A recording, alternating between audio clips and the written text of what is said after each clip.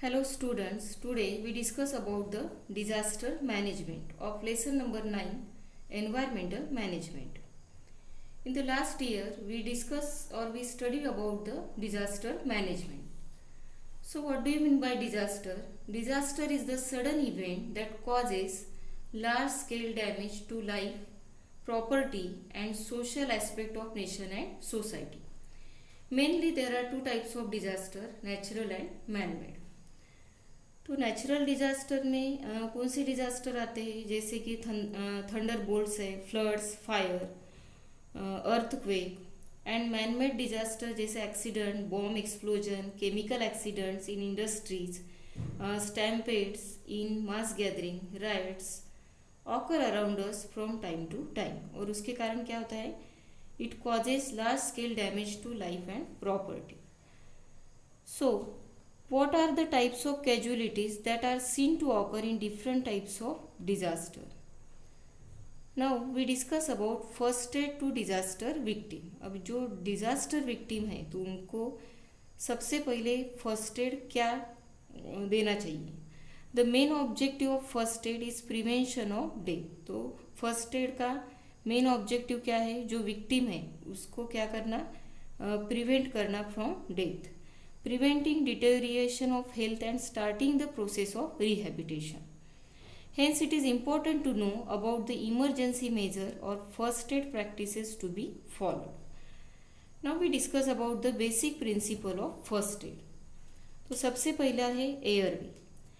Airway यानी if the victim has difficulty breathing, the head should be held in a backward sloping position or the chin should be raised so that the respiratory passage remains open.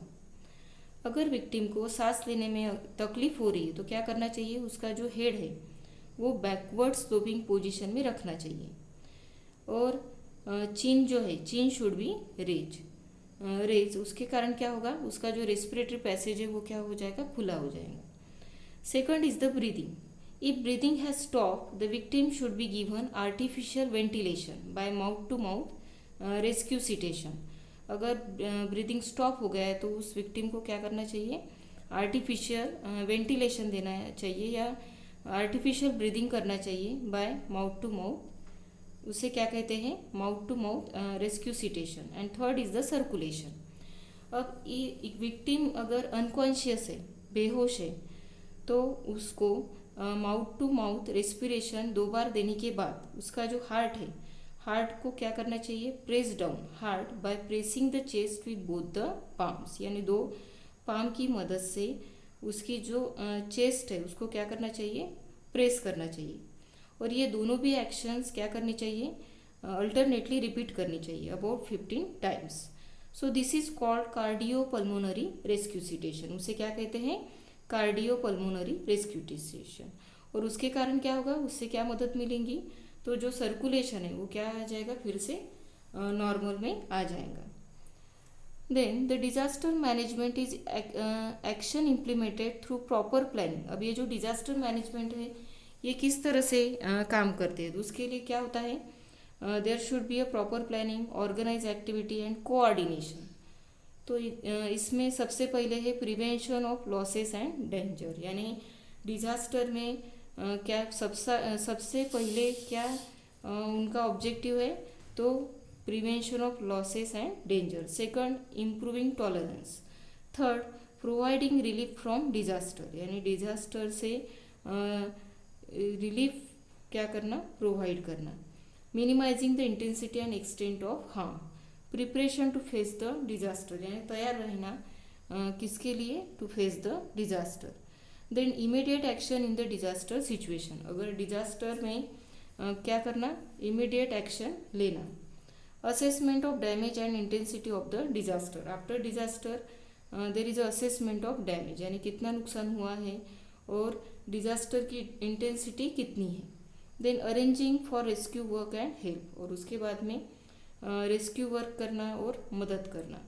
And last, rehabilitation and rebuilding. यानी जो बहुत से लोग क्या होते हैं disaster के कारण पूरी तरह से यानी इकोनॉमिकली मेंटली क्या होते हैं, टूट जाते हैं, तो उसके लिए क्या करना, rehabilitation and rebuilding. Then we see the another method of first aid like bleeding. अगर bleeding हो रही है, if the victim is injured and bleeding through the wound, then wound should be covered with an antiseptic pad and pressure applied on it for 5 minutes with either thumb or palm. Bleeding अगर हो रही है victim को या bleeding through wound जख्म जो है और उसके थ्रू अगर क्या हो रहा है ब्लीडिंग हो रहा है तो क्या करना चाहिए, वो उसकी जो जख्म है उसको क्या करना चाहिए, कवर करना चाहिए विद द एंटीसेप्टिक पैड और उसके ऊपर क्या करना चाहिए, प्रेशर अप्लाई करना चाहिए फॉर 5 मिनट्स. किसकी मदद से, आइदर थम और palm. Second, fracture and impact on vertebrae. अगर डिजास्टर में फ्रैक्चर हुआ है या वर्टिब्री पर क्या हुआ है, इम्पैक्ट हो रहा है, तो उस टाइम पे क्या करना चाहिए. If any bone is fractured, अगर कोई बोन फ्रैक्चर है तो it is essential that the fractured part be immobilise, यानी वो जो फ्रैक्चर पार्ट है उसको बिल्कुल भी क्या नहीं करना है, उसकी मूवमेंट नहीं करनी है. It can be done with the help of any available wooden rods. If there is an impact on the back or vertebral column, the patient should be kept immobile on a firm stretcher. अगर back में या vertebral column में क्या है, fracture है, तो क्या करना चाहिए, उस पेशेंट को किसके ऊपर रखना चाहिए, ऑन अ फर्म स्ट्रेचर. और लेकिन कौन सी कंडीशन में उसको रखना चाहिए, that should be kept immobile. वो जो पेशेंट है should be kept immobile on a firm stretcher. Then burns. If victim have burn injuries, it is beneficial to hold the injured part under clean and cold flowing water for at least 10 minutes. यानी at least 10 minute तक वो जो उसका जो burn part है उसको flowing water में क्या करना चाहिए, रखना चाहिए. Then for injuries like sprain, twisting and contusion, the rice remedy should be applied. अब जो विक्टिम है, जैसे स्प्रेन है या ट्विस्टिंग है या कॉन्ट्यूशन है, तो कौन सी मेथड अप्लाई करनी चाहिए, राइस मेथड. अब ये राइस मेथड क्या है, तो राइस में rest, then ice, compression and elevate. तो रेस्ट यानी allow the victim to sit in a relax position. तो सबसे पहले विक्टिम को क्या करना चाहिए, रिलैक्स पोजिशन में रखना चाहिए. उसके बाद में ice, apply an ice pack to the injured part. Compression, after the ice pack treatment the injured part should be massage gently. Then elevate, the injured part should be kept in a raised or elevated position. Then how to transport victim or patient. So here various pictures are given. So various methods are there for transport the victim or patient.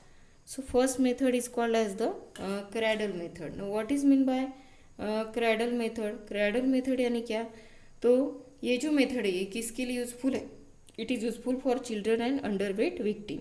Second method carrying piggy back. So it is useful for carrying patient who are unconscious. अगर patient unconscious है तो उसके लिए उनको carry करने के लिए कौन सी मेथड यूज़ की जाती है, carrying piggy back method. Then human crutch method. If one of the leg is injured, अब विक्टिम का अगर एक पैर क्या है, इंजर्ड है, तो victim should be supported with minimum load on the other leg. So that is called as the human crutch method. यानी उसकी मदद से विक्टिम को क्या किया जा सकता है, ट्रांसफर या ट्रांसपोर्ट किया जा सकता है. Carrying on 4 hand chair, this is useful when support is needed for the part below the waist.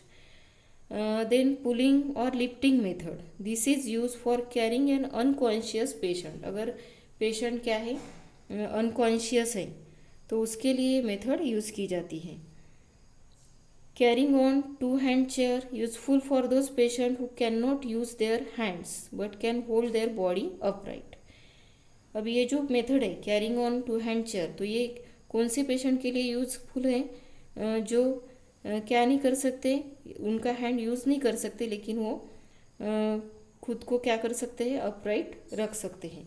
Stretcher, it is an emergency if a conventional stretcher is not available. Then a temporary stretcher can be made using bamboo and blanket. अगर conventional stretcher available नहीं है तो फिर temporary stretcher भी तैयार कर सकते हैं. और वो किससे तैयार कर सकते हैं? बाम्बू की मदद से या ब्लैंकेट की मदद से. देन अदर इमरजेंसी मेजर जैसे boat are used by the civil administration to rescue people trapped in a flooded area. As an emergency measure, wooden boats, bamboo floats, air-filled rubber and tube form a tire. ये भी क्या हो सकते हैं? Useful हो सकते हैं. A fire extinguisher is a possible appliance that can be easily carried anywhere. So various appliances are used to put out a fire.